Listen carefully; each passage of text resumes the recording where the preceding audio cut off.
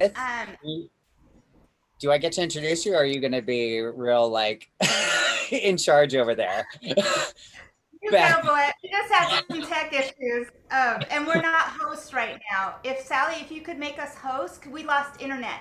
You are. Your co-host. I said it back when you came back in. Oh, you did? Okay, Yeah, awesome. yeah. Yeah, yeah. You are. Gorgeous. Well, the lady that's in charge, that's Laura Carrillo. She is the CEO of Awoken, and started this whole thing. And she's also the Feng Shui lady, so she's going to be talking about that, both of those things, and how you can use Feng Shui this year, moving forward. And then we have Eric Nies, who is the first on the first. Reality show ever. So that was The Real World 25 years ago, I believe it was, and he's been on a massive journey and transformation. Is now a real life shaman, really going in and into other people's homes now, and helping people, really up level into this new age. So today we're going to be talking about rebirthing. We're going to be talking about Feng Shui. We're going to talk about the age of Awoken, and maybe even some plant medicine. So I want to turn it over to you guys. Thank you Welcome. so much.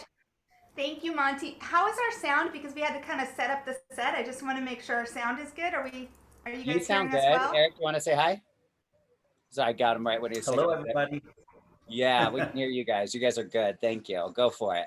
Awesome. Thank you. Blessings. Thank you, K Pacha. Thank you, Sally. Thank you, Monty.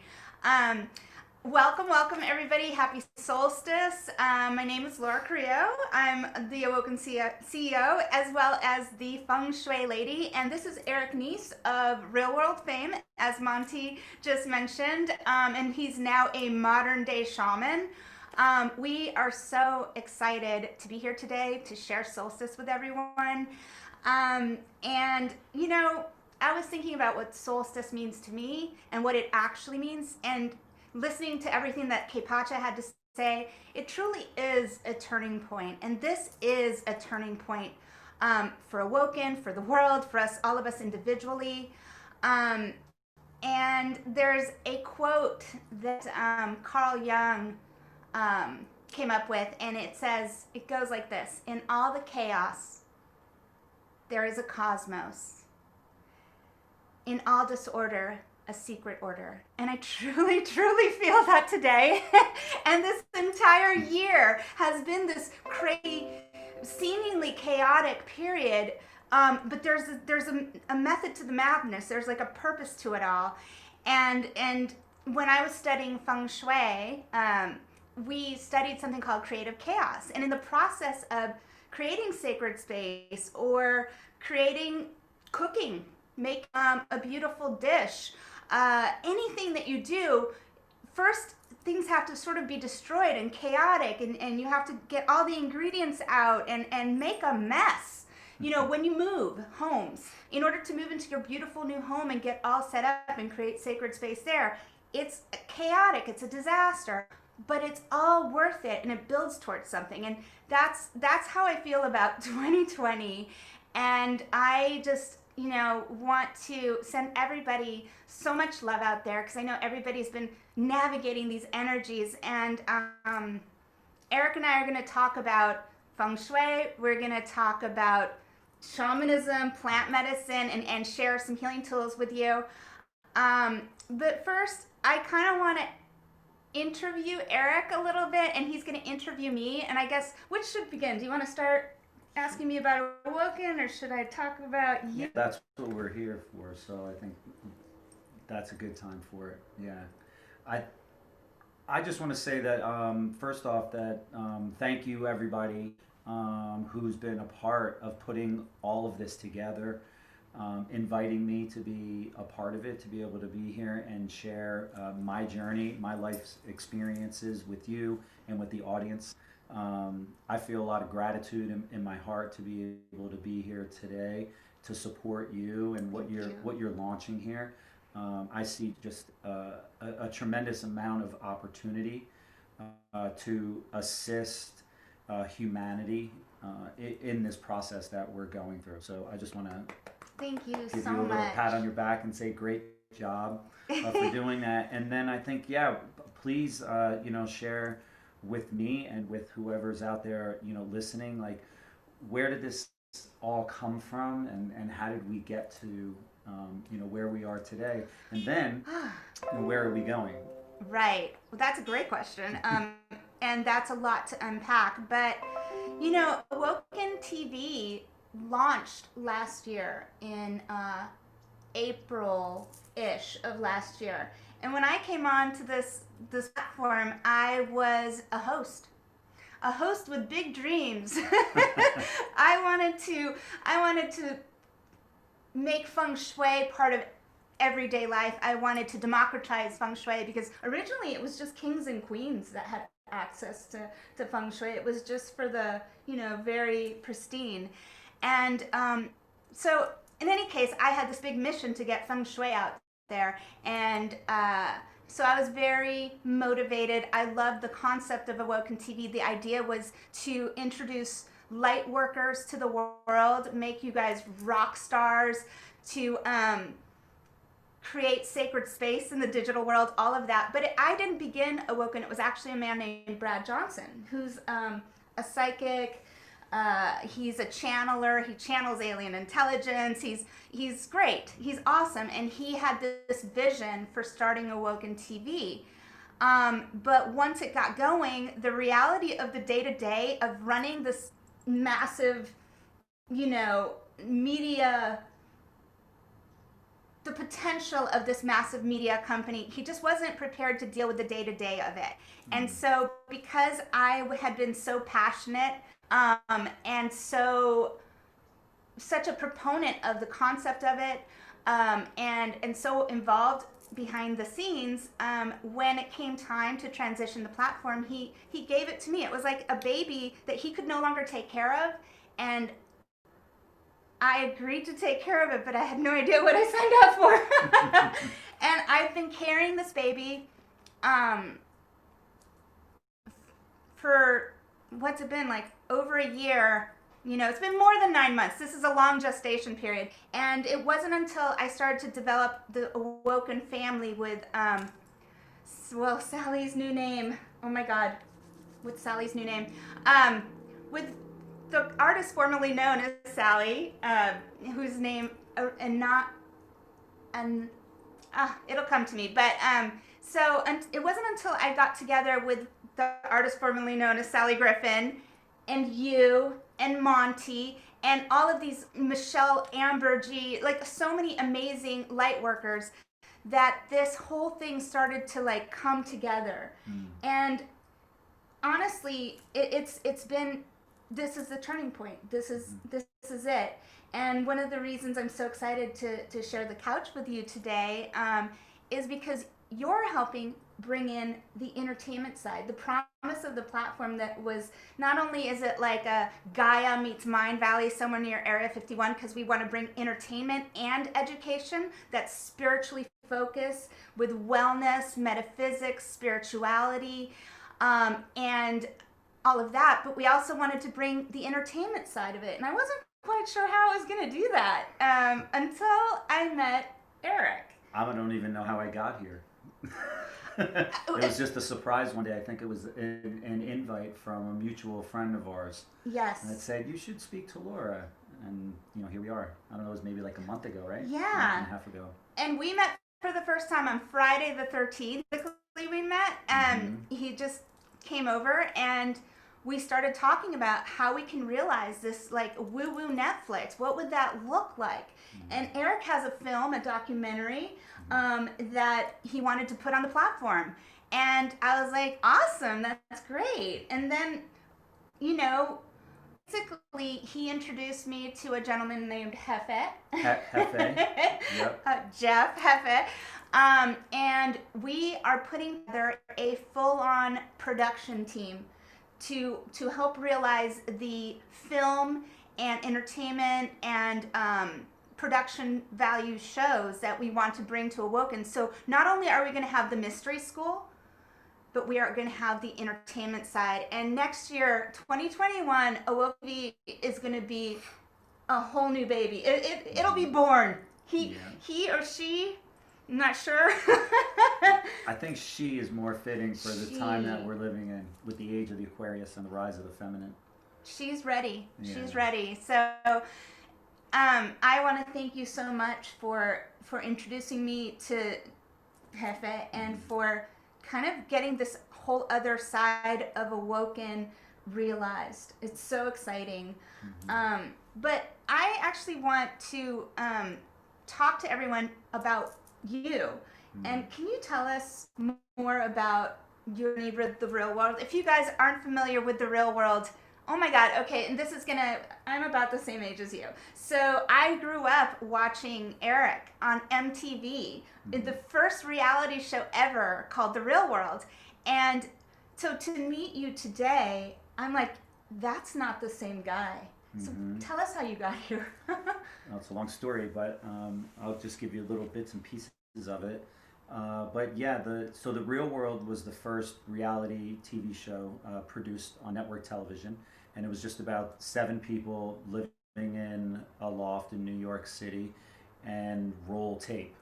There was nothing scripted about it. It was probably the first and maybe the last authentically produced television show in the reality genre. Really? Well, because now everything is very scripted, because there's budgets and they want to, keep everything moving along, and they don't want to waste a lot of time, because everything is very expensive when it comes to filming a TV show. And yet you guys still had all the drama, even though you weren't scripted. That was... Well, I mean, there's drama in every family. There's drama in every relationship. There's drama everywhere, always, right? In this time of chaos, that we're living in right now. So it just naturally unfolded that way. And that was really the beautiful thing about the show that I worked on, because it was authentic. It was very real. But people can't control themselves.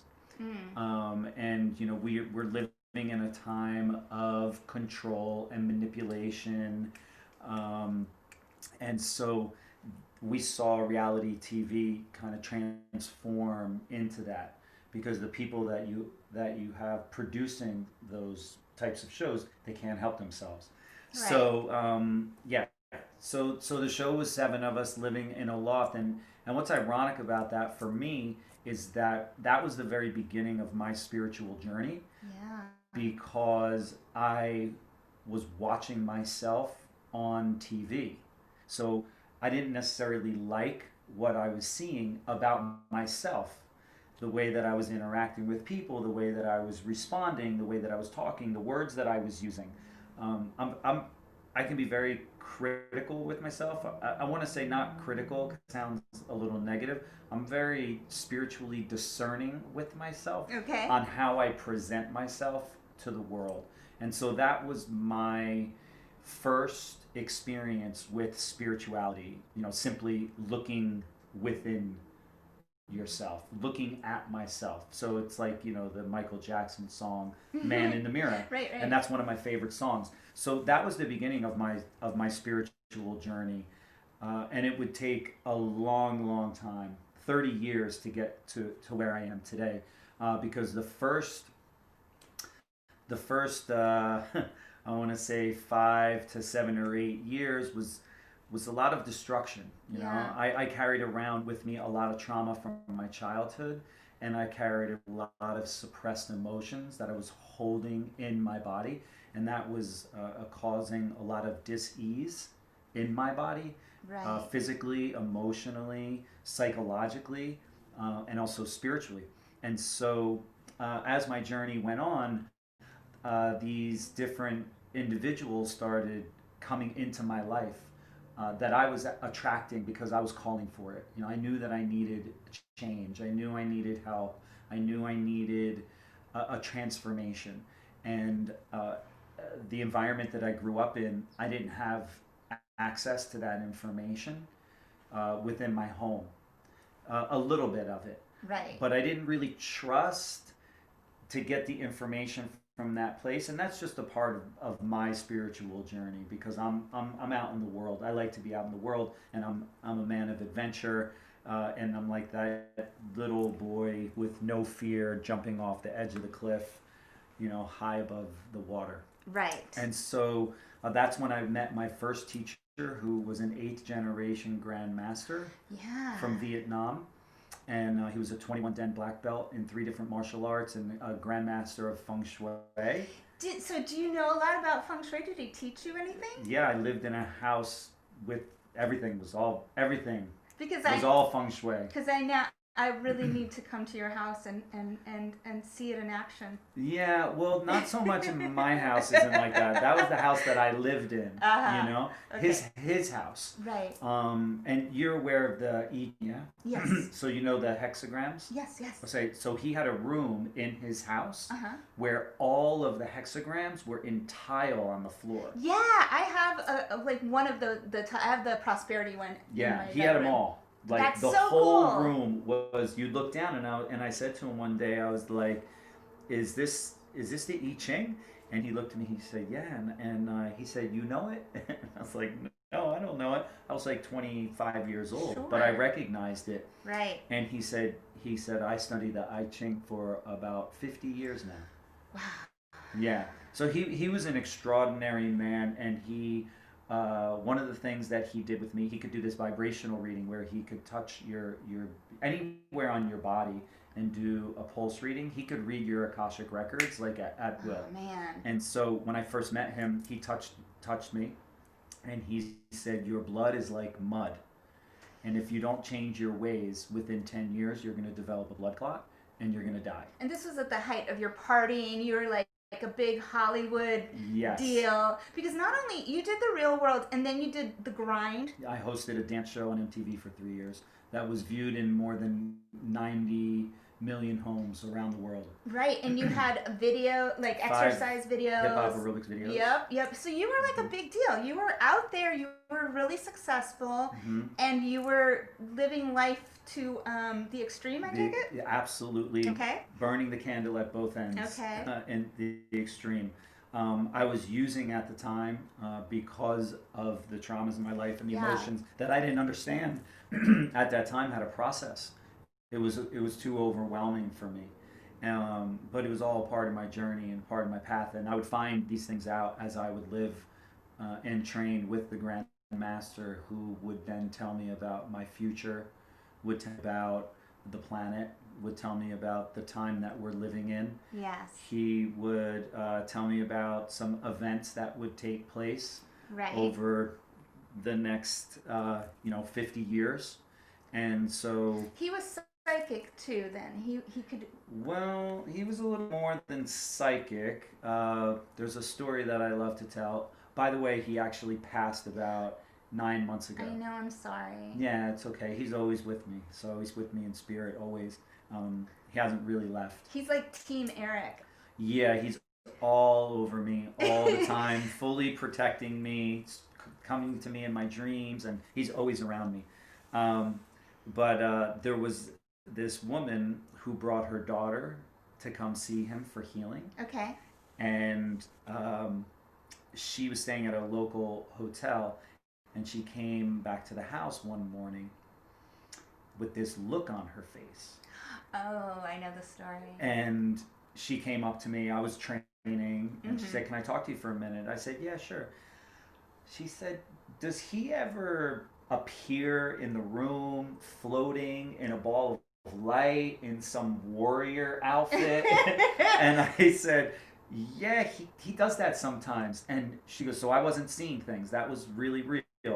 I was like, "Well, what happened?" And she said, "I woke up in the middle of the night. I opened my eyes were open, and I looked up, and he was in the corner of the room floating in a ball of light, looking down at me." That's so interesting. This is bringing me back to it's like over a year ago. I have a psychic friend who said that there was around me some Asian, like with a sword, kind of like warrior type. She's like, "I don't know what this is, but I see this around you." Maybe that is was it my like grandmaster. Yeah, because I couldn't connect with what it was, because it's not like my, from my anything that I knew of at the time. But I was like, "Oh, that's interesting."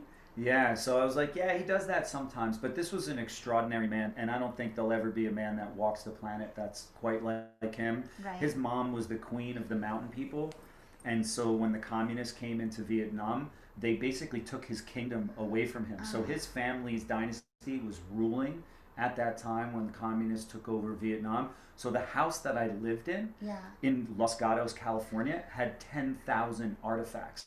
I literally slept in a room with statues of Buddha that were 2,000 years old. Like when they first started making statues of Buddha, those statues, some of them were in the house that I was living in. Wow. Yeah. And so I lived off and on with Grandmaster for about 7 years, and would travel to Vietnam to see him over time. And you trained with him? Yeah, I trained with him in martial arts, meditation, Buddhism. I learned how to detox the body, to help people to detox and purify and cleanse their body from drugs and toxins and things like that. And that's the work that I do now, which you know about, which I've been doing for the last 15 years. I guide people on spiritual journeys, and I help them to purify and cleanse not just their physical body, but I help them to address the traumas in their life. I connect them with their inner child, and I also assist them with deprogramming from ancestral lineage programming that gets passed down from one generation to the next. So the work that I do is about liberating the soul. Yeah. It kind of brings me to what K-Pacha was talking about, like all the different lifetimes. Many lifetimes. And so what you're saying is, it's not just, because I always think like, oh, reincarnation. I've always believed in reincarnation, but I didn't necessarily tie it with my lineage, like my family lineage. Yeah. So do you think souls reincarnate into the same families? Yeah, there's soul groups. Yeah. Got it. And we're all a part of a certain soul group, and all those different souls within the group are taking turns playing different roles. Right. To offer us another experience of a feeling within this earth suit. So we're these beings of light, these balls of light, these energy souls that come from different star systems around the universe, and we came here to Earth to be a part of this great experiment. And it's a spiritual battle between light and dark. Yeah. That's why we're here. That's amazing. I mean, now on this journey, you've part of the journey was to learn about plant medicine. Well, yeah, it would turn out that way. I didn't know that when I was a child. Right. But what I'm curious about is, how is it that plant medicine plays a role in people's evolution and healing? Because I know you've talked about that there's in order to heal, there's certain tools that we have that are in nature. Yes. So we're all, everything on the planet is alive, and everything on the planet has a spirit. Right. So a tree, the plants, the rocks, the water, everything has a spirit.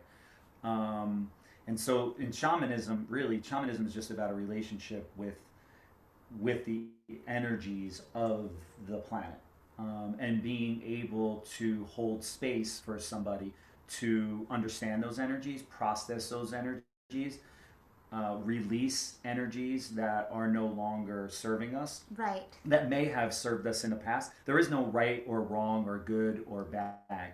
It's just all different frequencies and densities of vibration. It's all about sound. And so the plant medicine and the medicine kingdom, or the plant kingdom, and these spirits that are within these plants, you have these master plant teachers. The plants have been here on this planet for a very, very, very long time, much longer than we've been here. Right. And so they're conscious. There's a I believe, and that I feel when I'm out in nature. It's well documented. known. Even the trees, how they're all connected. Literally, there's like this. Well, the fungi. Yeah. There's a system. It's like a web. Yeah. And so there's actually a gardening community. In Scotland called Findhorn, which a lot of people are aware of. It's a magical gardening community where people go there to communicate with the plants. Nice. Yeah, and that's done with just meditation. That's not communicating with plants using some type of plant medicine that has a high level of dimethyltryptamine in it. And that's what these plant medicines have DMT in them. And so when we naturally produce DMT, but DMT is everywhere. It's in the grass, it's in the trees. Okay. But certain plants have higher levels of it. Right. And so that's where you get into plant medicines like ayahuasca and iboga and the mushrooms and peyote, and even the frog medicines like bufo frog medicines and stuff. You're basically taking a dose of DMT, and what that does is it assists you in opening up a bridge or a portal to the spirit world, but also to your mind, and more specifically, really into your subconscious mind, and it assists you in liberating yourself from your own suffering. And I think I heard in an interview in which you were talking about that when people have near-death experiences, there's something in the brain that gets activated, like yeah, when we're born. Okay. So there's two times in our life. Yeah. When our brain is flooded with DMT. Okay. One is when we come into the world, Okay. and one is when we transition into our next lifetime. So when they start being born, are they like high? Absolutely. Really? Babies, they come into the world fully surrendered. They come into the world fully trusting. Screaming. Some do, some don't. Ah.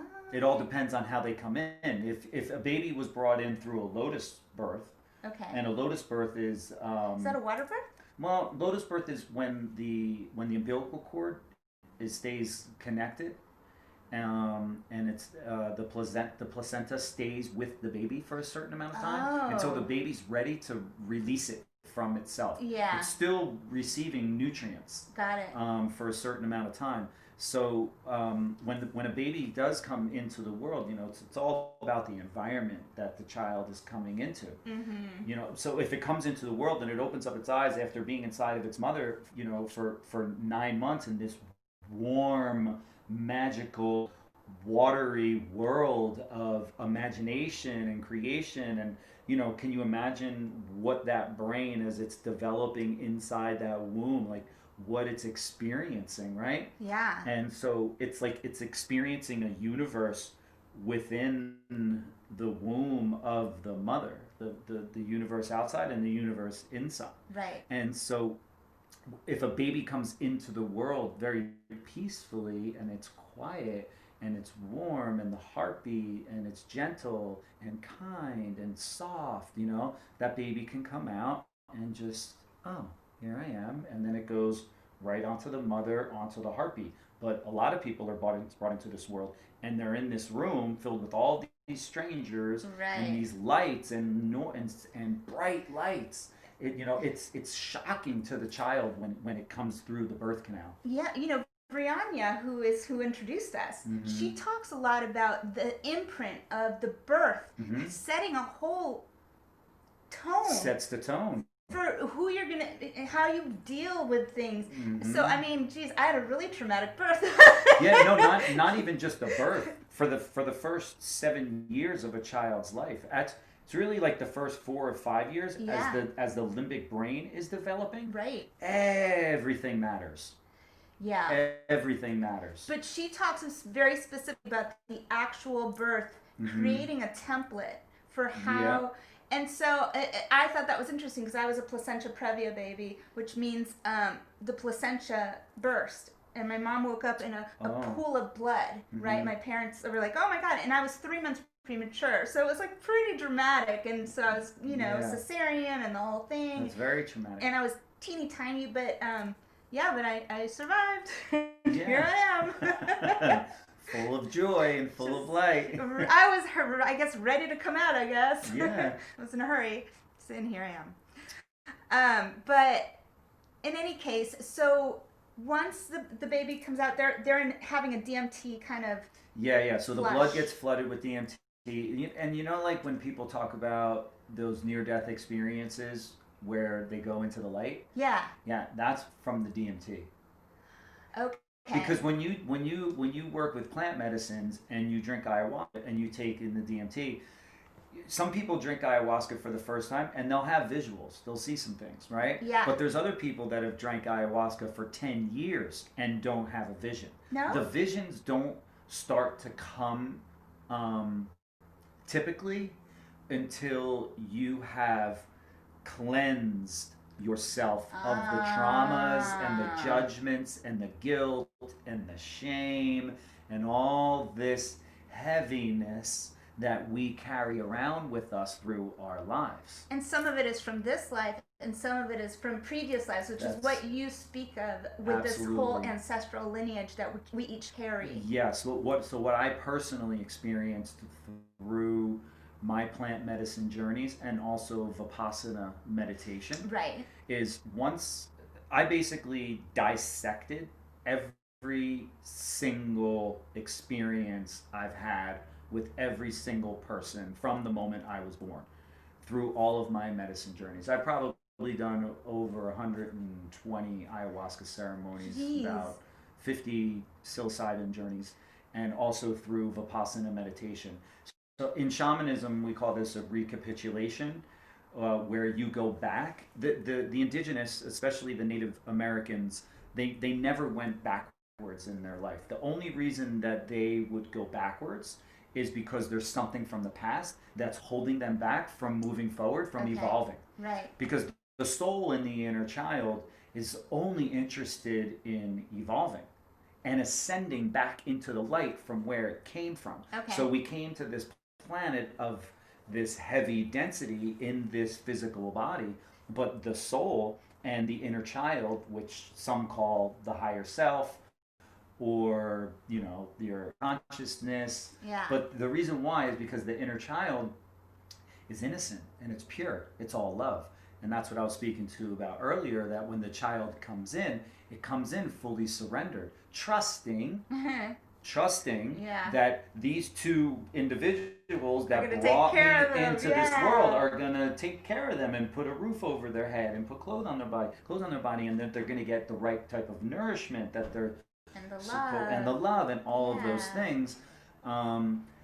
That's not always the case. Right. And so as the child grows and it has these experiences through its life, there can be these very traumatic emotional experiences that we have. Some very traumatic. Right. Then you get into looking at sexual abuse, physical abuse, verbal abuse, and all these different, neglect and abandonment and all these things, that if you don't grow up in a home where that's explained and there's a conversation and you feel safe and comfortable to be able to express and share those things in your home with these people who brought you here, that gave life to you, you shut down.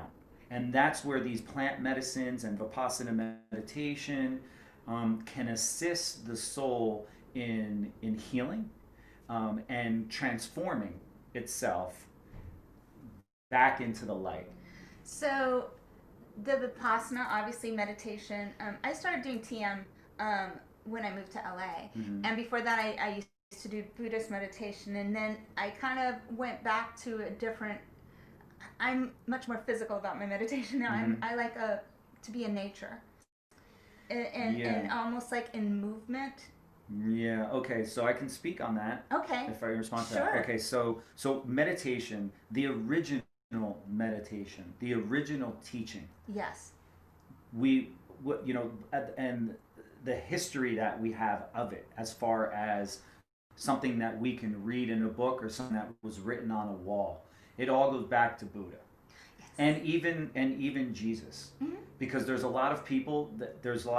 I'm not I know saying the this. theory, I'm gonna and say it, I don't but a lot disagree. of people think that Jesus and Buddha are actually the same person, or that even Or they were Jesus was a monk, Or they just like Buddha. appeared around this, that somehow The same there's time. something, but just in a different place on the earth. But isn't that interesting? Yeah. That Buddha and Jesus would appear at the same time on the earth at the same time and leave these teachings behind. Right.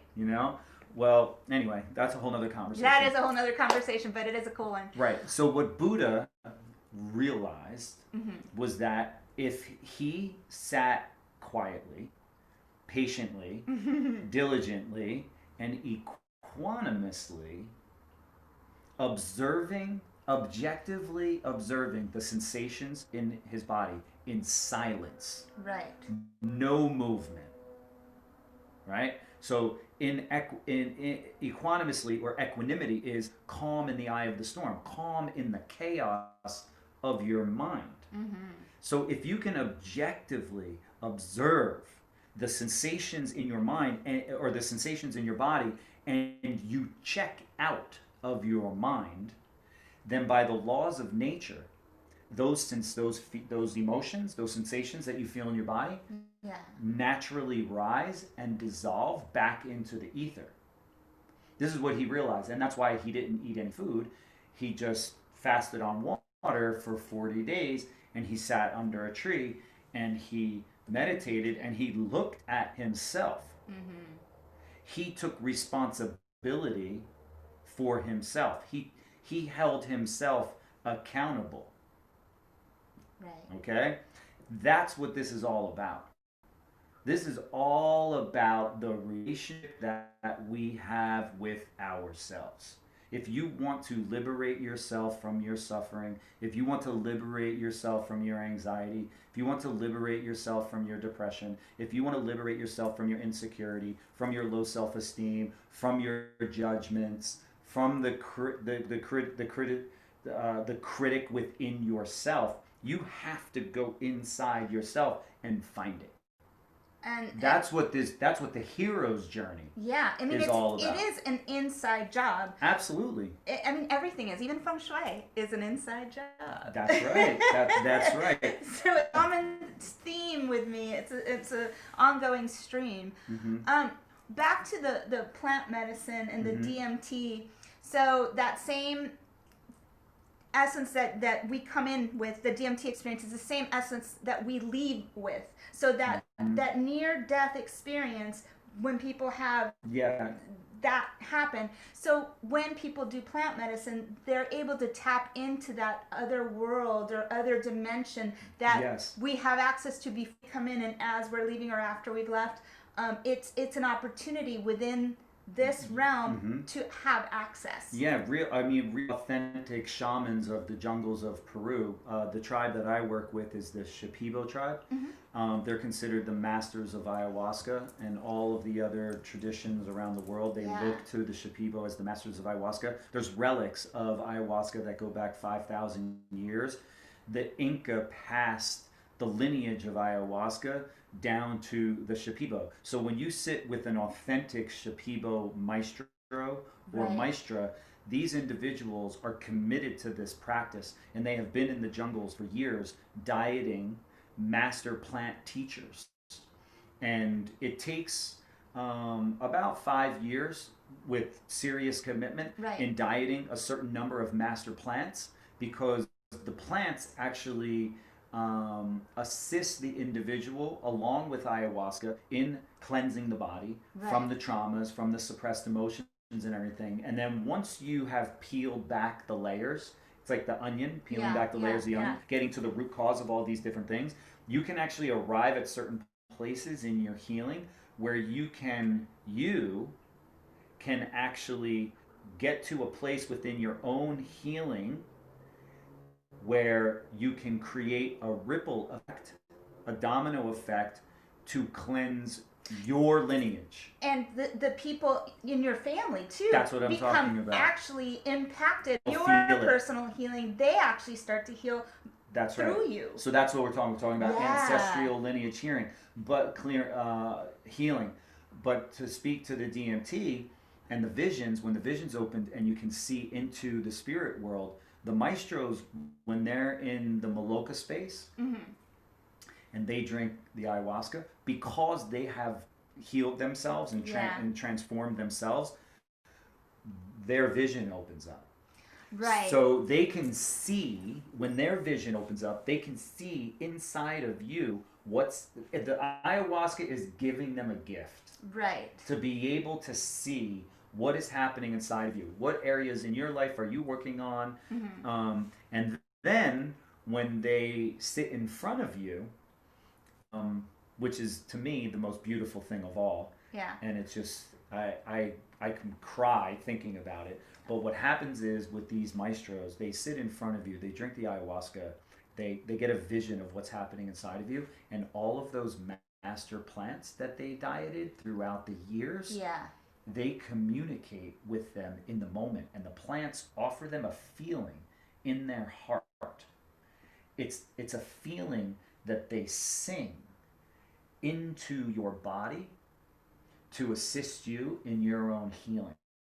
And it happens in the moment.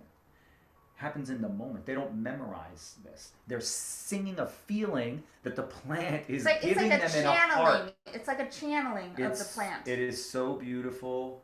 It is so beautiful. I walked out of a Maloka one night in the jungle, and as I was walking out, I looked back at the Maloka. It's this big, huge thatched roof. It looks like a UFO, you know, in the middle of the night. And plus, you're on ayahuasca, so. But I looked back at it, and this feeling came over my body, and I could hear these words or vibration, and I was like, oh my God, that's a universal starship where souls come to liberate themselves. Wait, you saw... This was what the vision that you saw. No, I had a feeling. It was a feeling. I call them thought visions. Thought visions. Thought visions. Okay. But when I turned around, I looked at the Maloka, I was like, oh my God, like if you want to liberate yourself from your own suffering, come down to the jungle, drink some ayahuasca, and go inside of this starship. Interesting. I saw it as that. That's your perception of it. That's my perception of it. Absolutely. Interesting.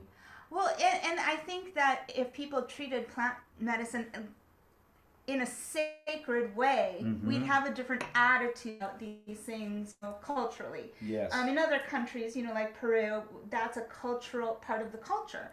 Here, not so much, but I know that you've told me, and I've heard that different plants have different identities or different, like you were sharing with me, the ayahuasca is kind of a stern grandmother, whereas say mushroom medicine she's a little bit more gentle. It's more gentle. She can be. I've had experiences with her where she's a little hard on me, and I've actually purged. I got what we call it getting well. Are we talking about ayahuasca now, or the mushroom? I've purged. I don't even know how many times, hundreds and hundreds of times with ayahuasca. No, but here's the thing. A lot of people, there's like, oh, I don't want to throw up. I'm scared of throwing up. I can tell you, once you have an experience with her, and you understand what's going on, you're praying. You want to throw up. You are praying. You want to get all that stuff out of you. Oh yeah, because when you have a big purge like that, you know that you just made a great accomplishment, and it's not just for yourself. It's for everybody who's in the Maloka. It's for your entire family, and it's for all of humanity, the animal kingdom, the plant kingdom, and for the entire ascension of this planet. Yeah, and it's literally medicinal. You don't. It's not like, oh, fun, I'm gonna get high. It's you're doing something with a purpose, with a specific intention. Yeah, we call it. Yeah, and also the people that walk that path, the ayahuasqueros and the ayahuasqueras, it's the path of the warrior. It's the warrior's path, because there's times you walk out of that Maloka in the middle of the night, and you swear to yourself, you swear to God, you swear to your family and everybody, you are not going back in there. Yeah, that was rough. I am not going back. I don't care what anybody says. I'm getting on a plane. When I wake up, I'm getting on a plane. I'm going home. But then, she works with you through that time. And for me, at least, I've had those moments where I wanted to bow out gracefully. And then around 5 o'clock, 5:30, 6 o'clock, she brings it down. Okay. And then all of a sudden, you're like, okay, I'm going back in. Okay, I'm going back in. Yeah. But yeah, it's not easy, but I do feel it is for everyone. Well, so now tell me a little bit about psilocybin, which is a mushroom medicine, versus say ayahuasca, because I'm learning about this. I'm going through a whole awakening myself, and running Awoken has been a spiritual journey for me, but I've never really been into drugs, like beyond, I like my wine and my tequila, but I've not done heavy drugs or anything like that. Like, and I know that before you started doing plant medicine, you had done all that stuff. But so I've always been a little scared of it. Right. I don't even like marijuana. I don't like getting high. I don't like the feeling of not. Yeah, altered reality, out of your body, not in control. Well, yeah, maybe. A lot of people that are scared of doing ayahuasca, they're afraid of losing control. And then that brings us into the conversation of surrendering and trusting that your soul is this limitless potential being of light that is eternal. Sure. Right? And we're only accessing a certain percentage of our brain. But when you connect with your soul and you move from your soul and you move from your heart and you show up in this way in the world and you walk a path of beauty, you know, that fear goes away. It's not even, to be honest, it's not even real. Fear is not even real. Fear is an illusion. Fear is something that we create in our mind from the suppressed emotions that we hold in our bodies, from the traumas that we experienced in this life and past lives. Welcome to Earth. It's okay. Yeah. Welcome to Earth. It's okay. We're on a planet of duality. We have light and we have dark. But these little light beings, right? And little Laura inside, who's this precious little innocent little child, because that inner child lives within all of us always. You can communicate and connect with your inner child whenever you want. Right. So that inner child is always inside of you. That innocence, that purity of your soul is always there. But we have this system that's in place, which we don't have to get into, about the matrix and the whole the whole thing. But that system that's in place is all about manipulation, control, put you in a box, you know, do what I say. And that's what we heard earlier in that amazing presentation that our brother K. Pacha gave to us. And so, you know, in the plant medicines, you can actually observe and watch all of that unfold. But to the psilocybin. Yes. Right.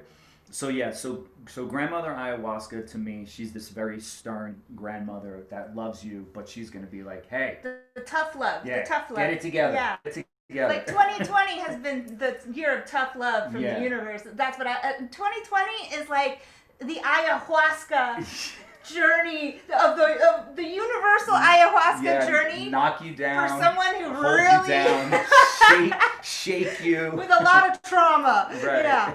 So in juxtaposition, psilocybin or a mushroom journey would be like. Yeah. So, well, first, you know, what I would like to say about the plant medicines is number one, the most important thing is to be incredibly discerning with who you choose to facilitate you. Exactly. The person who is facilitating you, you need to vet them. This is why I've never done anything, because I always thought with drugs, I was like, I don't feel safe, and I wouldn't do it. And I wanted to do it like a year ago for my birthday, because it was a big birthday, but I'm holding off to work with you because I trust you, and it's like the first time I'm like, okay, here's a scenario in which I know I'll be safe. Yes. And it's sacred. It's not just, oh, I'm gonna get high with my friends. You know, it's I'm not doing it for that. I'm doing it because I'm on a journey. Yeah. And I want to open up to different channels. You're awakening. Yes. I like the word awakening, but I also, in the same sentence, I would also use the word remembering. Yeah, that's because true. We're in this great time of awakening. They also all have call amnesia. They all call it the great purification. You know, we came here and we all agreed to not really remember who we are, where we came from. Which is very confusing. But then it would be too easy. Yeah. You know, that we would have, as light beings, we would have the upper hand, because if we remembered who we were and where we came from, we would know that fear is not real, and that's what we're using to control everybody on the planet. That's what this whole pandemic is about. But there's also the flip side of it. Like, this thing that needed to happen with the Yeah. pandemic, because there's a lot of people that are sleeping, and we need things to shake us up, to wake us up. Personally, this has been my most, yeah, it hasn't been easy, but it's been my most transformative, like, oh my God, what is possible? Yeah. The possibilities now, it's like a whole new world. Yeah. And you know, necessity is the mother of invention. We all have had to pivot and be like, okay, so now what are we gonna do? Yeah. But anyway, Well, back I'll to tell this. you what we're gonna do. Yeah. We're gonna transform this planet into a star kingdom. Yay. That's the ultimate. That's the ultimate. And from my experience and what has been shared with me through my meditations and everything, is that this would be the first time that a third dimensional planet like Earth was able to ascend into a star kingdom of only love. And you know, there's books that have been written on this. There's books that you know, people that have channeled the Pleiadians that talk about this time and what's happening. And the reason why these beings of light are coming here to assist us is because if we're successful, they also benefit their future. And then the light prevails. Everybody wants us to win. I know. It's amazing. Team Earth. It's really exciting. I mean, just the fact, every single person, all 8 billion people that are on this planet, right? The vast majority of them have no idea how special they really are. Like for a soul to be in this moment in time, warrior. Wow. Warriors of the light. Warriors of the light. Yeah. Warriors of the light. To choose to go through what we're going through right now, and trust me, this is just the beginning. With the massive amnesia. That's right. It's time to wake up. Yeah. Yeah. So the psilocybin. Yes. Right? So yeah, ayahuasca is like the stern grandma. I say, when you do ayahuasca, before I talk about the spirit of the mushroom, I like to explain it like this. This wise, stern grandmother jumps into your head. She gets behind a control board. She has a filing cabinet of all of the experiences that you had in this lifetime and beyond. And she goes, okay, we're going to work on this. And she takes out the file, she plugs it in and goes, boom, this is what happened to you and your dad when you were 7 years old. And this is why you feel this way and you behave this way and why you attract these people in your life. You got it? Okay, good. And then you throw it up. all right, okay. So that's Grandma Ayahuasca. That's ayahuasca. But grandmother mushroom or psilocybin, she's more gentle. She is this, how can I say this? She's not, she can be stern. Maybe she's more like a fairy godmother. Yeah, more like a fairy godmother. Because I'm really godmother. into fairies, so if you present it to me like that, I'm like, I want to hang out with my fairy godmother. Yeah, so what she does is she assists you in going into the feelings in your body. But the thing with her is that she just enhances the feeling that you already have. Oh, great. So, but you have to be mindful and aware that, you know, when you hear people say, oh, I had a bad trip.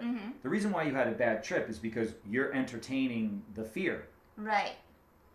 If you say to yourself in that moment, fear is not real, I am light, I am love, and you remind yourself of what you are, then you can move out of that and go into another direction. And that's why it's so powerful to have the guided experiences, because then there's somebody there to make sure to remind you, oh, there is no such thing as fear, it's not real. Exactly. And take you on a more beautiful, positive path. Right. So that's my responsibility as the facilitator, to be present, be very, very present of what I'm feeling, empathically and intuitively. Right. So I have to connect with the individual and to feel what they're feeling in that moment and see where they're going. But the most important thing of when you walk into a plant medicine journey is about intention. Right. You have to have intention.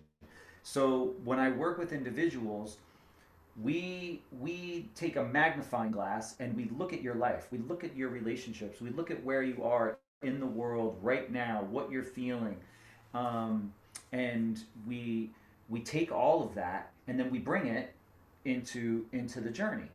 Right. But you don't want to convolute it.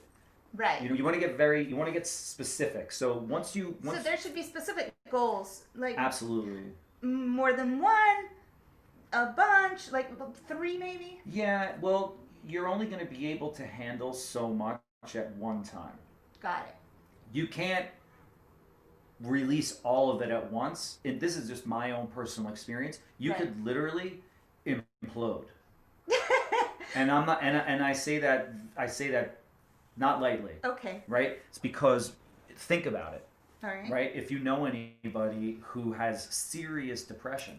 Yeah. Or major anxiety, right? It can be too much. Yeah, so what happens is that you have these traumas in your life and you have these emotions that are in your body.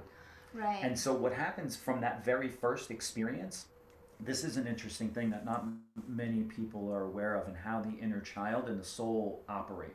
Because remember I said earlier, it just wants to evolve. Yeah. Right? So if you have a traumatic emotional experience when you're a child and you haven't processed it, and you are holding that emotion in your body, the soul and the inner child start orchestrating to bring situations and people into your life to remind you of what happened. But those situations are going to be similar to the one that you had. So that so that you deal with it, basically. So and it'll just keep happening until you deal happening. with it. So that's why that's when I talk about peeling back the layers of the onion. Yeah. So what you're doing is you have one traumatic experience, then you attract another traumatic experience, then another. And if you keep doing this for the next 40 years of your life, the layers of your onion to get to the root cause is dense. And that's why they say that certain people keep attracting like the same situations, whether it's like bad relationships, abusive relationships, or they have addictions or whatever. They get caught in a cycle of abuse, and so they have to break. This helps them break the cycle. Yes, basically. That's exactly right. So that's, I guess, because I knew I wanted to have like shaman tips and then feng shui lady tips. I'll give some feng shui lady tips in a little while, but so as a shaman tip for 2021, maybe would you suggest people start to peel the layers through plant medicine? Yeah, my tip for anybody, look, here's the reality. We came to this planet to feel. We came here to feel emotion. The greatest teachers and the greatest minds, the whole range of emotions. You keep looking all the way down the line, they all talk about the same thing. It all comes back to emotion. Why? We're 80% water. This body is water. We're water beings. Sure. Right? And so the water, if you observe the water, if you observe the ocean moves in waves. The sea comes in and the sea goes out. The tides rise and the tides fall. If water falls from the sky onto the top of a mountain, it's going to find its way down to the ocean. It's going to keep moving. When you hold water in a pond and it gets stagnant. Right, still water. Yeah, so exactly. The water will start to die, actually. And it gets moldy and gross and Yeah, and things start to grow and all different types of things start to happen in that pond or in that water. So we want the water to move through our bodies. We want the emotions to flow. Like the tears need to flow. That's exactly right. Or else they well up and they cause disease, as you would say. Exactly. So feel everything. You got to get it out. For men that are out there, men that are listening, that grew up in an environment where somebody said to you, boys don't cry. It's not masculine, or it's not tough to see cry. That's the opposite. No, exactly. Strong men cry. Powerful men cry. Men and women have a yin and a yang. We have both sides to us. Yeah. So, and for a man, it's very difficult for some men to actually hold space for a woman who's emotional. Yeah, I know. It is. It's very challenging. It's hard It for actually them. scares men. Yeah. It scares They don't know men. what to do They with don't that. know what to do with it, and the reason why they don't know what to do with it is because they don't know what to do with the They're not emotions even allowed to within do it. themselves. It's like I don't know how to do it, so how am I going to help you do it? Right. Yeah. So that's my tip. I mean, my tip for everybody is I don't care what it is, I don't care what's going on in your life. If you have anger, if you have rage, if you have guilt or shame or any kind of anxiety or depression, don't run from it. Run towards it Lean in. and do the best that you can. Just do the best that you can. Just Yeah. do the best that you can to observe it equanimously. Not Equanimously. and not to judge it. So it's an objective, goes back to Buddha and back to Jesus. Yeah. Objectively observe the emotions, the feelings, the sensations in your body. There's nothing wrong with you. You're not broken. You're not bad. You're not evil. You're not any of those things. You're just a being of light in this physical body, and you came here to feel. Don't complicate things too much. Right. It doesn't have to be complicated. Nature is not confused with how to interact with nature. Right. We are. It's in harmony. Yeah. It's in harmony. So you want the elements in your body to be in harmony. And it's the mind that gets in the way that causes the chaos and causes the dis-ease within the physical body and the four elements that is what we're made up of. Eric, can I ask you a favor? Mm-hmm. I'm going to run to the restroom because we have Okay. another hour. And will you tell everyone whatever you want to share with them about the rest of what we were saying about psilocybin? And I will be right back, and Eric is going to talk to you directly. Okay. Hi, everybody. About psilocybin. What could I share about psilocybin? How much nicer she is. How much nicer she is? Well, I don't really think it's about whether she's nice or not. She's more of a gift, and she's a sacrament. And Mother Earth, Mother Gaia, created these things, these plants, these medicines to assist us in our journey here, to guide us, to inspire us, to enlighten us on who we are and where we came from. There's a lot of people that believe that the mushroom actually came from another star, and it was transported here on a rock, on a meteor, which I wouldn't be surprised if that's the actual truth. But yeah, these master plant teachers that have been around for a long, long time. It's interesting to me because about ayahuasca, where they say there's relics that go back 5,000 years, but you wonder, well, how long has the spirit of ayahuasca and the mushrooms and iboga and all of these other plant medicines, how long have they been here on Earth? That's something that I'm very interested in. It's like when, plants, this planet has been here for such a long time, and vegetation has been on this planet for such a long time. You wonder, when did the mushroom come here? I think, there's an amazing movie called Fantastic Fungi. I've heard about that one. Yeah, and I believe, I'm sure that fungus has been here for millions and millions and millions of years. That's a good question. I'm wondering maybe the next time I'm in my journey, I can ask the spirit world to share with me. When did these plant medicines get here? When did you arrive, and why did you arrive? What's amazing? What? I have, and I can share it with you, and you can share it with everybody else. Yeah. I actually have a booklet called the Ayahuasca Manifesto, and there was a shaman, a very well-known shaman in the jungle, who was visited by Grandmother Ayahuasca, Right. and she And explained to him. They're all grandmothers, right? Each plant has a grandmother? Or is... Well, we, in the shamanic world, or in the indigenous communities, we would kind of refer, to it as grandmother and grandfather. Of course, because you're always going to look to your grandmother and your grandfather for wisdom and teachings, ancestral and teachings and whatnot. Exactly. But yeah, so the Ayahuasca Manifesto is so amazing. And apparently this grandmother Ayahuasca came to this shaman one night and told him exactly who she is and why she's here and what her plan is for humanity. Oh.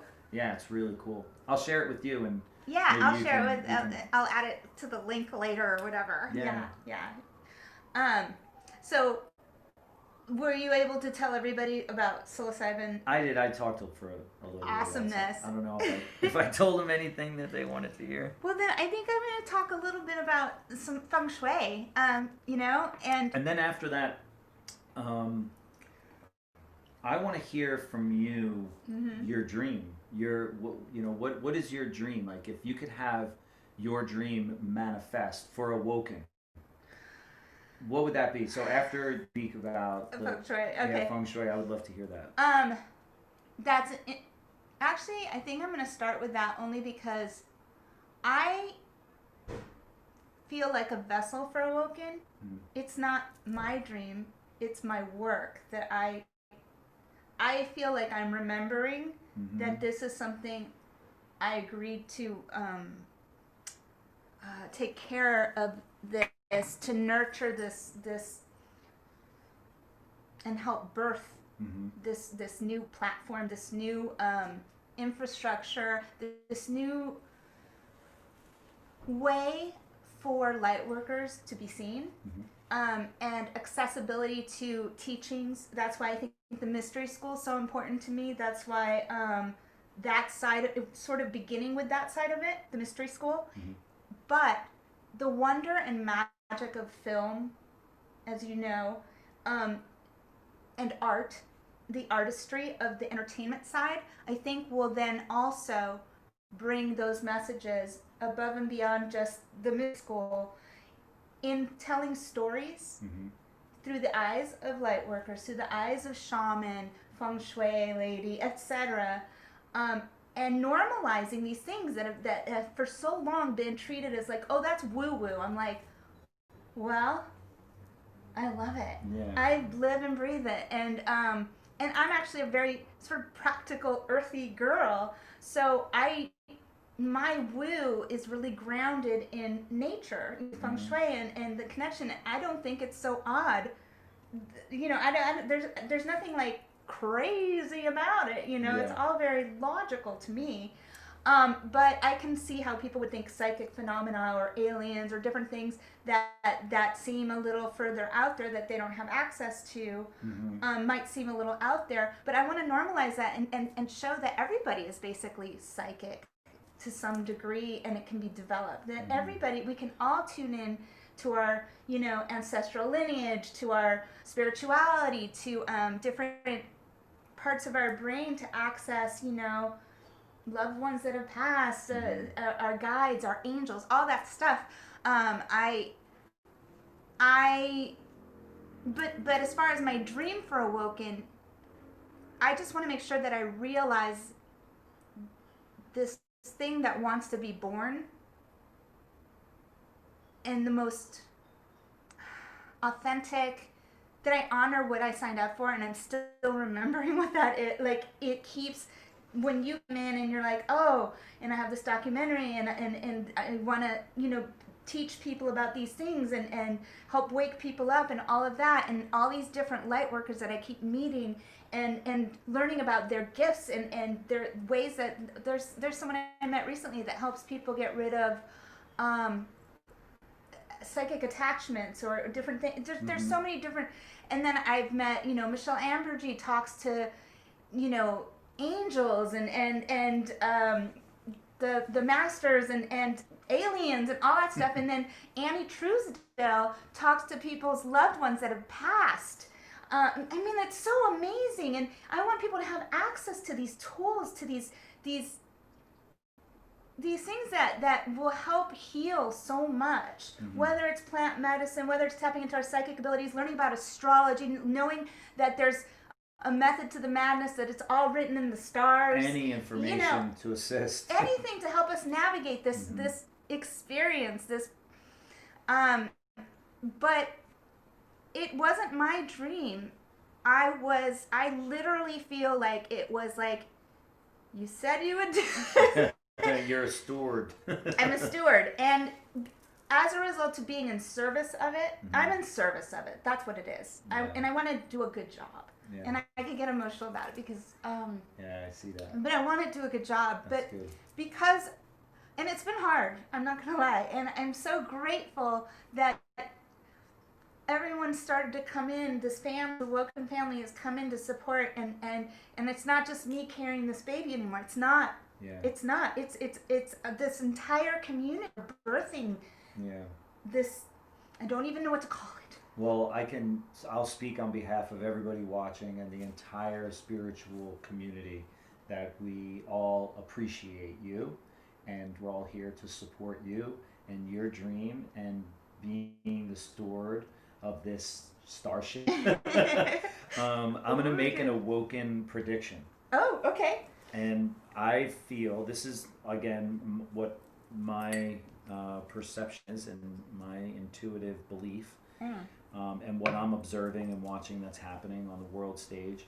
I see the dismantling of a system that's been in place for a long time, Yeah. which we've talked about. We've talked about. And once that system comes down, and those individuals that are in those high places, that, again, we heard about earlier, there's going to be a council of elders that are going to come forward, and the world is going to look to this council for guidance Yes. of going through this next, I want to say, 30-year stage before the new Earth is actually, in view. Right.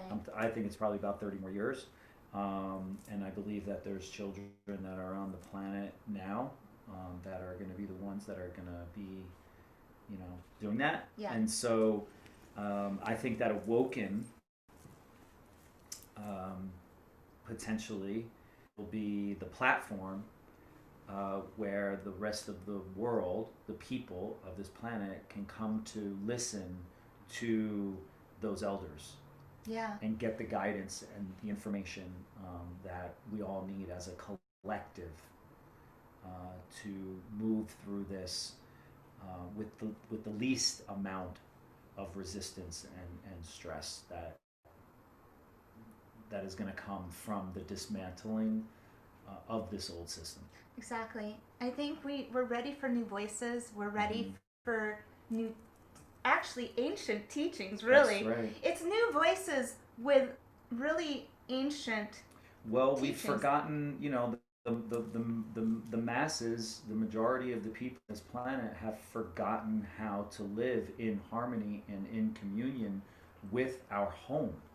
Yeah. With Gaia, the plant, Mother with Earth, the plant kingdom and the plant animal all kingdom of and the it. mineral kingdom and Yeah. the water and the sun and all of that, and that those ancient teachings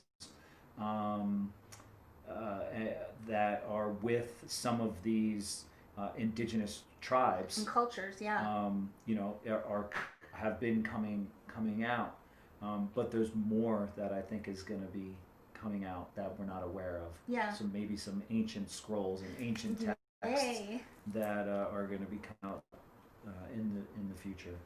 Yeah. Well, I look forward to that, and I'm just really proud that we've even come as far as we have, and I know that next year it's going to be the platform itself, even the infrastructure, the back end, everything is being rebirthed as we speak. And it's an obscene amount of work, and I haven't been as vocal recently or on social because I'm doing stuff behind the scenes. I'm doing the inside job, things no one sees yet, but it will all be revealed next year, and you're a big part of that, and the team that you're bringing forth is a big part of that, and I'm so grateful because I'm not alone anymore. It's kind of like, somebody to help me with this kid. Awesome. Yeah. But I guess I should speak about Feng Shui a little bit. I want to share some tips. And I can say that on this journey with Awoken, when we went into lockdown, I was like, I wasn't that bothered, to be honest, because so Eric and I both share a similar human design. We both have the hermit archetype and the opportunist archetype.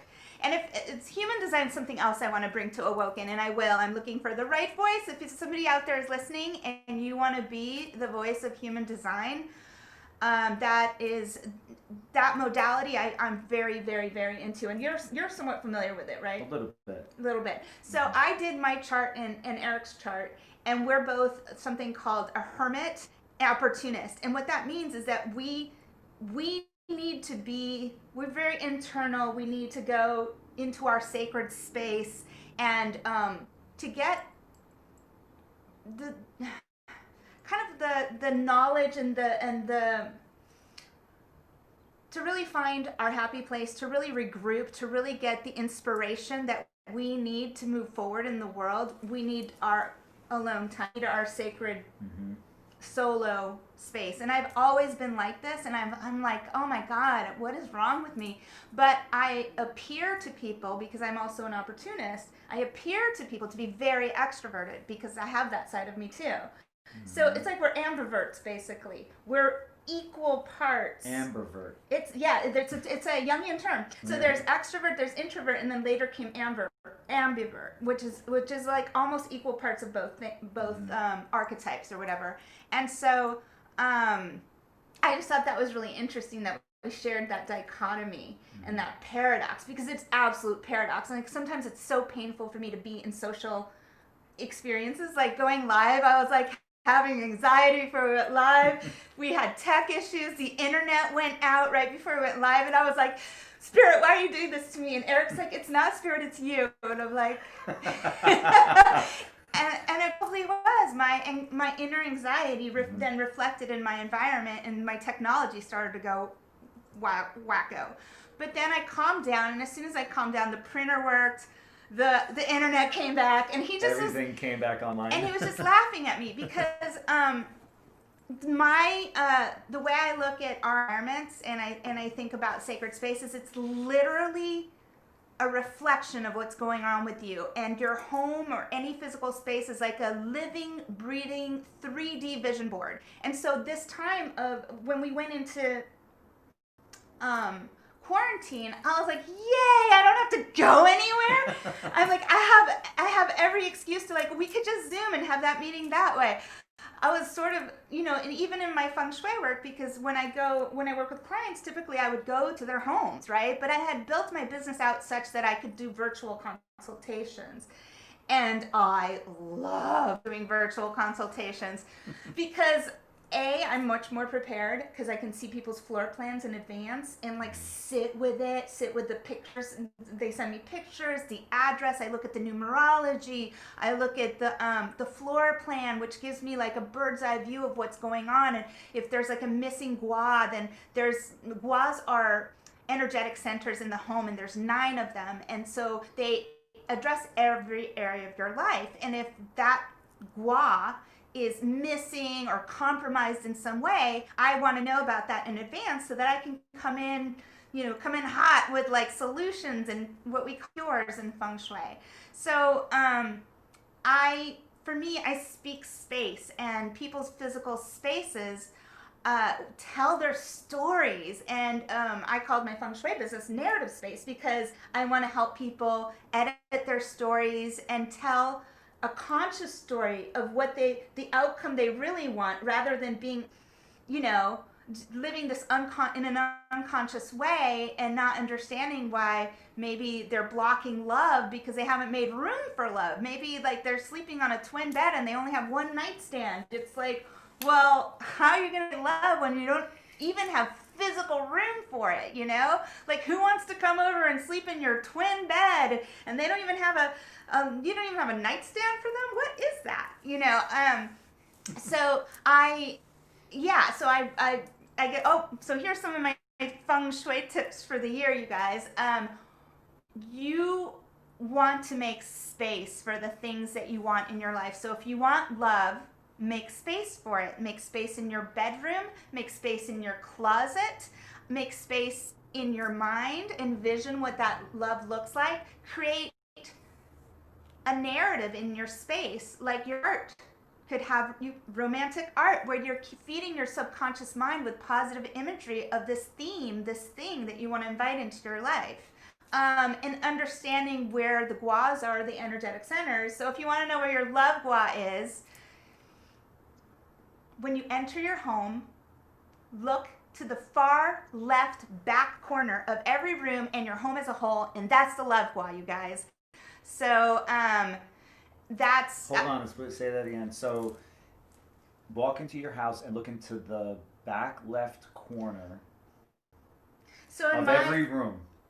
Oh, I'm sorry. No, that's your prosperity gua. My bedroom is in my prosperity gua, and that's why I said left. I'm like, no, actually, we're sitting in my love gua. Okay. For this apartment as a whole, it's the far right corner. Excuse me. The far right back corner of your home is your love gua. And the far left back corner is your prosperity. So that's where the money is represented. So that's why this is here. Oh my God, he's pulling out my Barbie. Okay, so this is my Feng Shui Barbie. And she wears a crown. And this I get it. This is her Ken doll. See? And they're like together. And so it's a narrative. I keep it hidden behind the couch. I didn't realize Eric could see that. But yeah, I'm creating, look at them. How sweet are they? Oh, I love that. But by the way. It's like I think they should be out from behind visible. the couch, somewhere visible. All right, here they can Definitely. sit with us then. I'll hold them. Okay, you can hold them. Right. Make them embrace. I got it. So yeah, that's my Feng Shui Barbie again. Supposed to be a not unseen cure, but you know, I guess Eric saw it. Sometimes I allow people to see it. Sometimes I keep them hidden. But in any case, I'm creating a narrative, and they're so cute. And she wears a crown. I love this. She's queen. She's his queen. To me, this speaks to your inner child. So I love things like that. Oh, thank you. Yeah, of course. Because a lot of guys would be like, what the fuck? No, not at all. She's still got Barbies. I'm like, yes, I do. My inner child is alive and well, and she's just like going nuts. So what other Feng Shui tips? Oh, I want to go back to what I was starting to tell you guys about the lockdown. When we first went into lockdown, I worked from home, and now really working from home, I knew that I wanted to realign my workspace. And everyone else, you guys are all working from home. Not all of you, but a lot of you, unless you're a frontline worker or what do you call it? An essential worker. If you're an essential worker, you're not at home as much, but most of us are either working from home or home with our kids, or being teachers, all that stuff. So sacred space could not be more important or more valuable than it is right now. And my desk used to be in my career gua, but it was facing the wall, and I never wanted to be in there. I didn't like working in there. I didn't feel creative. I didn't feel productive. The air conditioning didn't reach me in there when it was summer, and I was like sweltering hot. So, and it was huge. It was this huge 1950s like desk. So I sold the desk because I wanted a smaller footprint so that I could position the desk in what's called the power position. Power position.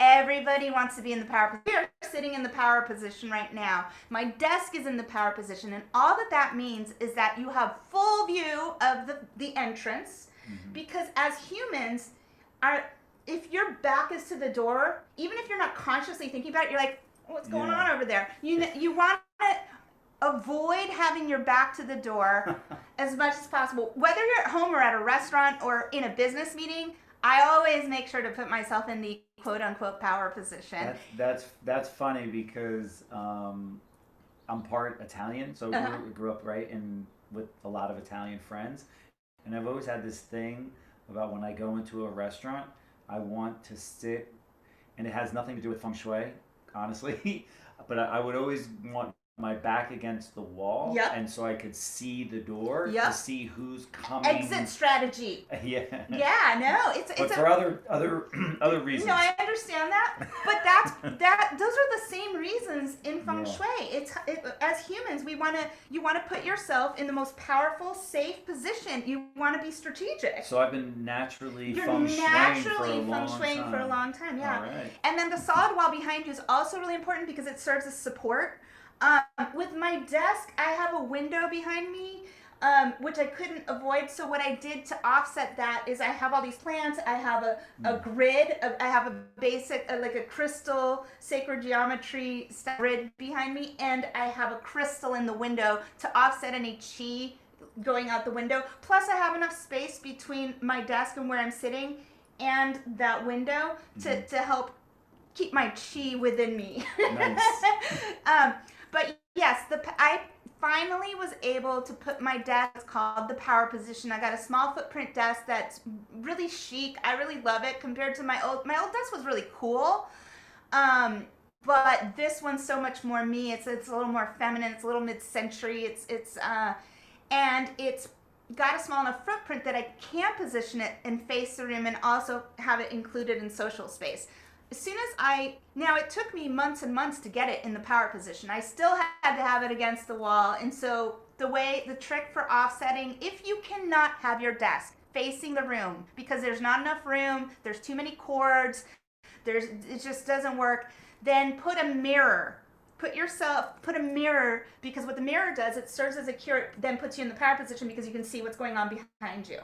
Oh. So I had him, instead of Ganesh, who you see over there, I had a mirror before, remember? Yeah. Well, now I'm like, great, I can get Ganesh, because that's actually my family gua. And where I work is my family gua. It's no longer in my career gua because I feel like what I do with Awoken is family, and it literally is family because I work with my dad. He's my CFO, and it has become almost like an Awoken family. It's not just about career for me, what I do with Awoken. It's about building a community and a family.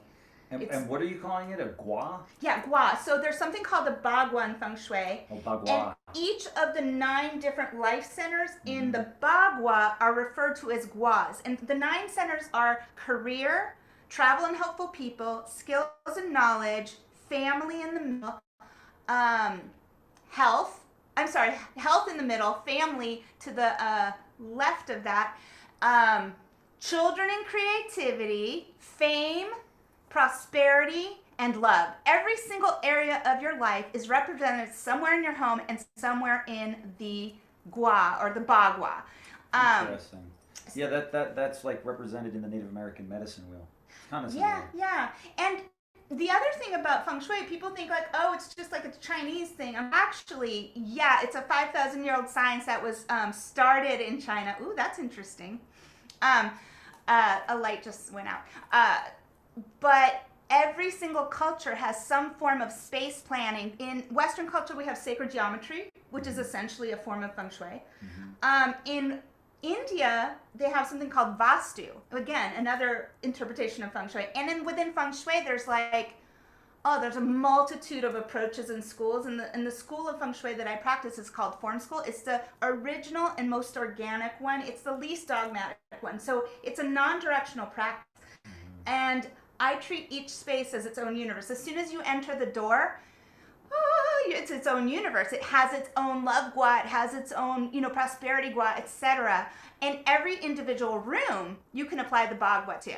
So, yeah. So what I can say for 2021, you guys, is if 2020 has kind of sucked, think about how you can reimagine your space and your environment to be inspiring, to create sacred space, to keep feeding your subconscious mind with positive imagery.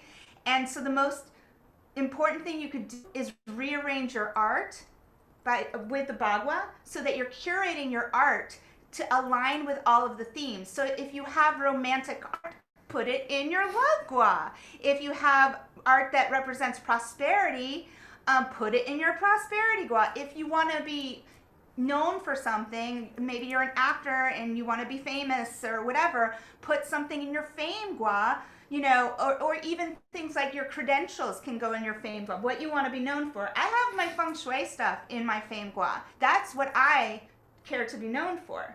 And for me, Awoken, where I have it in my gua is actually technically, for the space as a whole, it's in my children and creativity gua, because it's supposed to be fun. We're playing, we're being creative. And for the room that it's in the family/prosperity gua is where the desk is. But for the home as a whole, this is children and creativity. Because I want it to be fun. And I want it to be fun and entertaining and engaging and playful and creative. Or else, what are you doing? Or else, what are we doing? If you're not doing that. And that's also part of my human design. If I'm not playing at my work, it will not be successful. It literally has to be like a fun thing that I'm doing. Oh, I'm the same way. If I'm not interested, you've lost me completely. Yeah, I won't do it. I'll work my ass off if I care, if it's fun. I do. I'll work till midnight. Ask anybody. I'm crazy. I'll just keep working because it doesn't feel like work. But if it stops being fun, if the joy gets lost, I won't be able to continue. And, bringing, oh my God, I need to remember Sally's name. I've never even heard it. Oh, I wrote it down. Maybe she can... Well, she message us? The artist formerly known as Sally, if I hadn't met her, I wouldn't be having any fun because I was doing everything myself. And if I hadn't met you, I wouldn't be so excited about having a film library that we're going to bring to Awoken with all these beautiful metaphysical, also just hero's journey films. I don't want to just do traditional, spiritual content. I want it to be fun.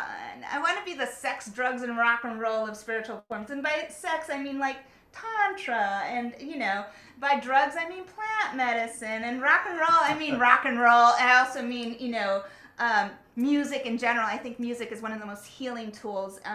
So anyway, so that's my spiel, you guys. Look at your art. Is it positive? Is it raising your vibration? Is it... Because your art is legitimately telling your story. And how you keep that story is really up to you. And you can do that with Feng Shui. You can do that by applying the Bagua and looking at your home and love themed art in the love gua and, etc. Like your career gua, maybe having what you want to be known as or what you do, something about that. I have like, Feng Shui books in the career gua and stuff like that. So curate your home to tell the story that you want to tell about yourself. So when people come over, what is your space telling them about you? Is it depressing and dark? Is your art kind of, creepy and violent? Some people like that, art that's a little bit darker because they think like, ooh, it's so artistic. It is cool and artistic, but perhaps it belongs better in like a museum than it does in your home, because is that the story you want to tell? If there's art that's morbid or there's violence in it, it becomes part of your story. So I caution people to really think about the visual cues in your home and how they're feeding your subconscious mind, what they're telling the universe about what you're communicating, and what they're telling people that come to see you. So look at your art, curate it, re-envision, keep it positive, beautiful. It should, when you look at something, every little detail in your home should light you up, should raise your vibration, should resonate with a higher frequency. So those are my Feng Shui tips for 2021.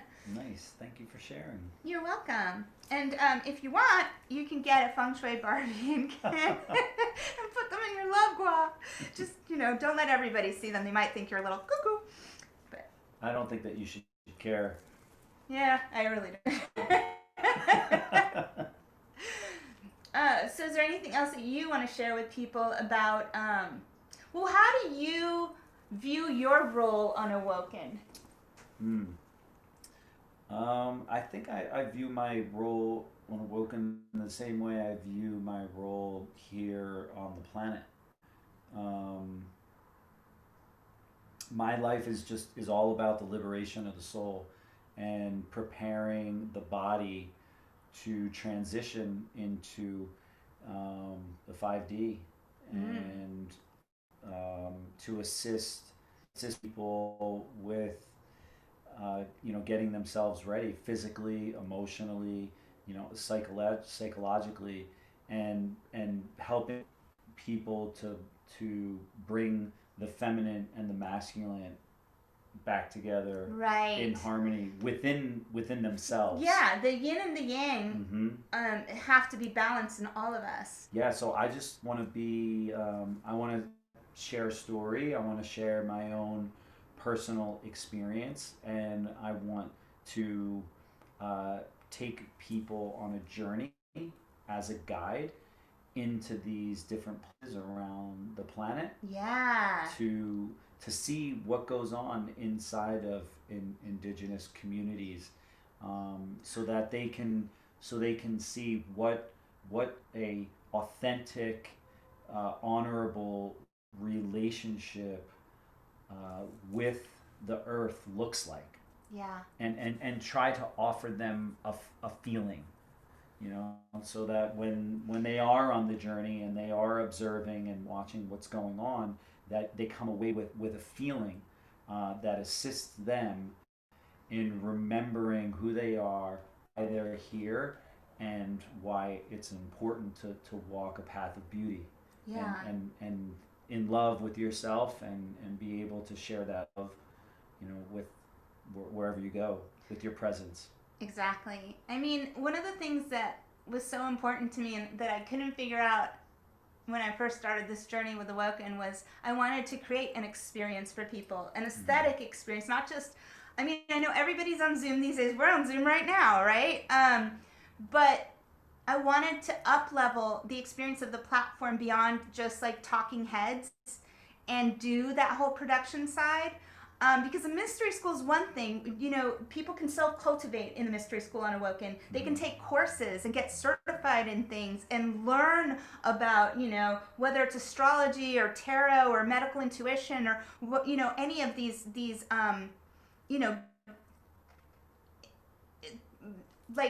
mediums. But I also, in addition to that, feel that the entertainment side, that there's an artistic imperative that I think is just as spiritual as anything else. That creating like a beautiful musical experience, a beautiful visual experience, telling a really glorious, inspiring story.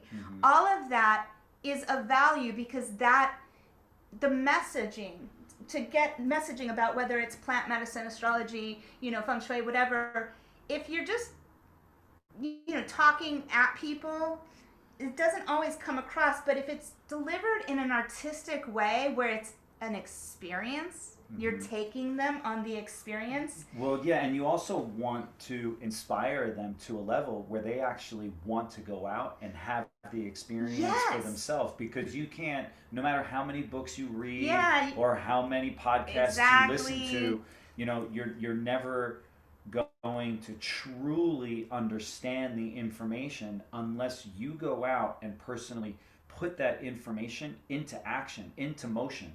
Because that's really, that's what we are. We're wings of motion, and that's what emotion is all right? Energy in motion. So that's what I'm hoping is that the content that we can provide is inspiring enough where people will want to go out and do those things on their own, so they can have their own awakening experience. Exactly. And also, I am a different kind of gatekeeper, so we're going to be able to showcase things that content that isn't highlighted. I mean, basically right now the only game in town is like, say, Gaia, and Gaia's great, but I want to do something more cinematic, a little edgier, maybe a little sexier. Like I want to kind of have a focus on not just like, hey, you know, Jesus and angels and the Buddha, but actually like what we've talked about with the hero's journey. I think we're all spiritual teachers within ourselves, and we're all spiritual creatures. We're all of that, and our personal journeys can inspire each other. And telling those stories in new ways with new voices is going to be really important to Awoken.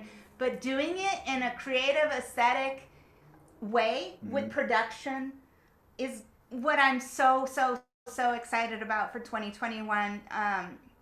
And we can't wait to bring it to you. So you can consider it, Awoken, to be a platform where you can get the entertainment and the education on metaphysical, spiritual wellness. And you can do both all in one platform. You can take a class and then go watch a movie, you know, and then maybe attend one of our events. We're going to have 4 quarterly events plus, probably more. But we'll have events where we'll introduce you to all these different light workers and teachers and wellness providers, etc. And we'll also have the courses where some of these people are showcased. You can then go take a class that they teach. And in Eric's case, you can watch his documentary, and we're going to do shows. We might be traveling to Peru, and I may even try ayahuasca. Who knows? But it's, yeah, I'm really excited for 2021. I'm so blessed to be working with you and to have met you. And it's kind of weird. I always think that's a sign. Wrap it up. Yeah. But from the real world to a real shaman, it's really amazing to meet you today and to have watched you on television back in the day, back when I was like coming of age, and to see that what you see on the screen, it's not the whole story. No, not in this case. Not in this case. But also a lot of time has passed in your... Yeah, it's been 30 years. 30 years? Yeah. Holy shit. Yeah, we're and what's interesting is I can't really go into too much detail about it. I know you can't. But there's some really cool things that are happening right now, 30 years later. Yep. With that whole platform, and there's a few different productions that are going on as we speak. Yes. That will be coming out probably, I would say, in the springtime or early summer. So I'm really excited about that. You're going to see a lot more of Eric out there. And I have some things in the works too. Too soon to say too much because it's all kind of behind the scenes. But you may see more of the Feng Shui lady as well.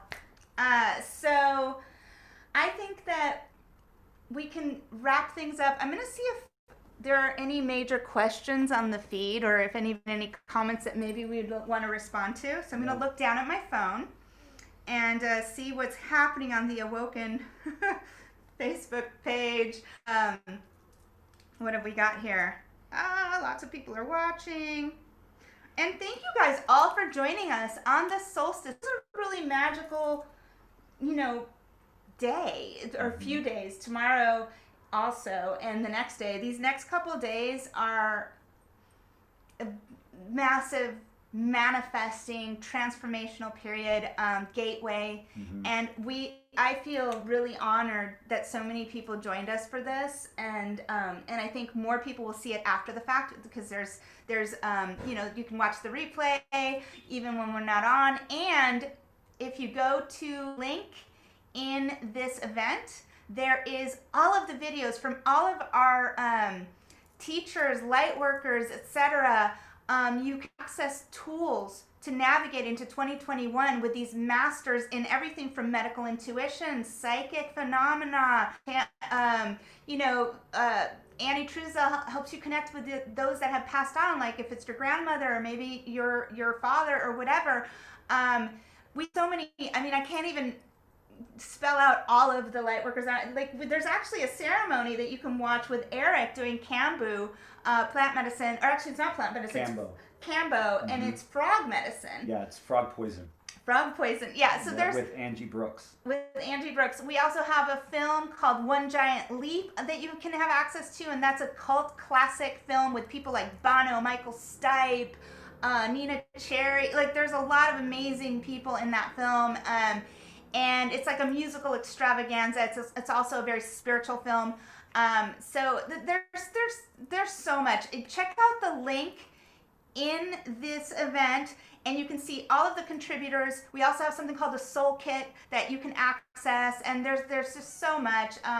But we thank you, and if you want to support Awoken TV and experience the programming that we're going to be bringing you in 2021, you can subscribe now at www.awoken.tv and support our community, support our vision, and join us on this journey. Yeah. And I think one more thing that I'd like to add is that to everyone out there that is watching, or to your loved one, people that you're close with, these next few months here on the planet are going to be very, very intense, because there is a exposure that is happening of some not so pleasant things that have been going on this planet, and so the energies right now are very intense. So now more than ever, really take care of yourselves. Eat really healthy food. Take some warm baths with some Epsom salts, or maybe some flower bath. Spend a lot of time out in nature. Go for walks out in nature if you're in a warm place, or even if you're in a cold place. Create sacred space for yourself. Raise your vibration in the home. Create the beautiful narrative. Make it comfortable. Make it beautiful. Yes. Make it inspirational. Yeah, and I would like to also respond to something that we heard earlier. It's not like this is all going to happen overnight. This is a process, a long process that we're going to have to go through over like the next 30 years. And so this is a time of really honoring ourselves, really taking care of ourselves, really taking the time away from everything else to be with yourself, to be with your inner child, and to honor your inner child in this way. Celebrate your inner child. Love on your inner child. Listen to your inner child. Play with your inner child. Go out and dance. Do all of those things. Really go back into the innocence and that playful nature that we all have inside of us. Smile, laugh, and share that with your loved ones and your friends. Be that shining light of inspiration and joy and bliss, because there's some roughies ahead of us, and it's really important for us to be centered in our hearts at this time. Yeah. Take care of yourselves, everybody, and blessings, and happy solstice. Happy solstice. Yes, and check out the link in the description to check out all of our contributors and to experience their teachings, their videos, and their gifts. Blessings, everyone. Many blessings. I'm not sure how to end this.